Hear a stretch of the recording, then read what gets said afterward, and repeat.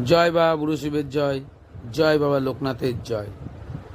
আজকে সন্ধেবেলায় মনে হলো কিছু চটপটা খাবার খাই। তা মেয়েকে বললাম, বাবা আজকে একটু পাপড়ি চাট খাওয়া যাক। মেয়ে বলছে, ওই যে পাপড়ি চাট আমি খাবো না, আমাকে মোগলাই খাওয়াবে, নাই মোমো খাওয়াবে, তা না হলে আমি কিছু খাবো না। আর যদি খেতে ইচ্ছা করে তা তুমি নিজে বানিয়ে খাও, আমি ওইসবের মধ্যে নেই। আমি বললাম, ঠিক আছে, তুমি তাহলে এগ রোল বানিয়ে খাও, আমি পাপড়ি চাট খাবো। ঠিক আছে, তুমি বানাও। তা বানানো তো হয়ে গেছে।